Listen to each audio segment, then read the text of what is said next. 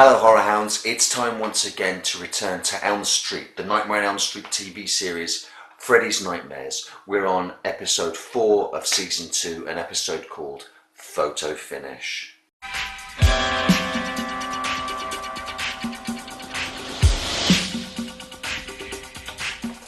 Well, this is the Halloween episode for season 2, and I must admit, based on the synopsis, I wasn't really looking forward to this. Let me just read this out for you. A once renowned photographer anxious to make a comeback goes to deadly extremes to produce the cutting edge photos she needs to put her back on top as she finds herself pitted against the less than photogenic Freddy Krueger. And for the second story, when a crack team of FBI investigators are called in to solve a bizarre murder case, one of them recreates the heinous crime a little too realistically and comes face to face with Freddy. Having just watched the episode, it's a corker. It's a real corker. It's a very Freddy heavy episode, and they're always kind of the best ones. More Robert Englund as Freddy is never going to be a bad thing. The A story, as the synopsis says, is indeed about a professional photographer. The heyday of her career is behind her, but she gets another chance to revive her career when the editor of a newly formed magazine called Kink, who remembers her photos from her childhood, hires her to do a Halloween spread for their inaugural issue. It's all fairly ho-hum, standard Freddy's Nightmares to begin with, and I was starting to think that season 2 really is drifting away from the teen-centric episodes of season 1 and the feel of Nightmare on Elm Street, the kids versus the parents, that runs through the entire film series, isn't really present in series 2. But when you've got an episode as good as this, I don't care. The photo shoots aren't going very well. Our Wicked Witch of the West themed one is useless. She's trying again with a Jack the Ripper theme when the model, bored, who's been up late at a party the previous night, nods off, and Freddy tippy-toes into the photo shoot via her dreams and attacks her. She struggles to fight him off. The photographer thinks that she's doing some business, loves what she sees, so takes the shots until the woman wakes and leaves. She sends the shots off. The editor loves them. We'll do some more.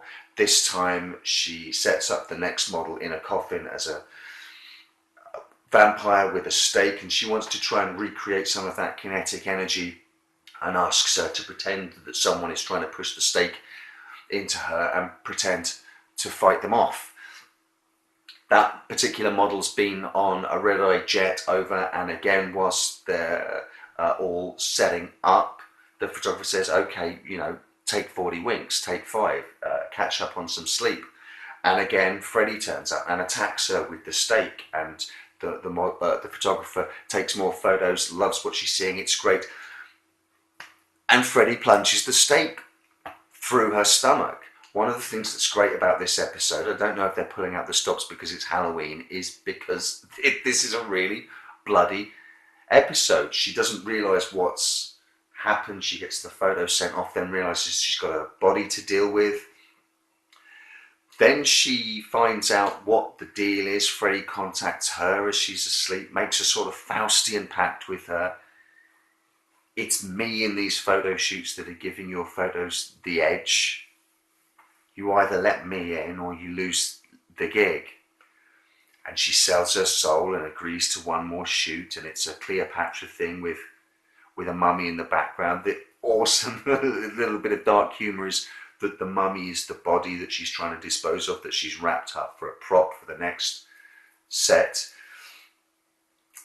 Freddy turns up again. The excellent twist is that the model can't see her, and Freddy sidles up to the photographer and goes, "Do you want her to scream?" He goes, "Yes, I want her to be scared." "Well, this should scare her." And he stabs her eyes out. The model starts screaming. It's fantastic. The second story is unconnected to the first, which is rare for this TV show. They like to try and tie the A and B stories together, but no mind. There's a killing at a house.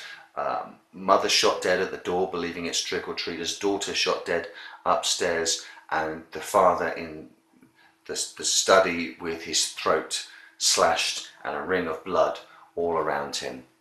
The FBI turn up to investigate the crime scene after the bodies have been removed, 2 of them by the book, one really quirky, talking to himself as if he's talking to the killer in his dictaphone, trying to get into the mindset of the killer, and the 2 by the book FBI investigators taking the piss out of him. I love the fact that the dictaphone character is called Peterson, clearly a reference to William Peterson in Michael Mann's Amazing Manhunter, and the character of Will Graham, who gets into the mindset of his killers, and it has fun with that. And as he's trying to get into recreating the crime scene in his head, he sees visions of Freddy, and essentially the entire B story is Freddy fucking with people. There are 2 really gruesome throat slashes by Freddy, and the camera doesn't shy away from the blood spewing out of the torn throats, and it ends with the typical punchline that you would expect of the next set of FBI investigators turning up at the house to investigate the copycat crime of the first one. But as I say, as hokey as it is, and I did appreciate the wry nods to Manhunter and Red Dragon, just having more Freddy in it, having Freddy be active. This one completely abandons the rules of what Freddy can do. He gets into the heads of waking people and makes them see him instead of other people who are standing in front of them. I actually don't care that they've broken the Nightmare on Elm Street rules just because we get more Robert Englund as Freddy in this episode. It's just a shame they can't all be this good.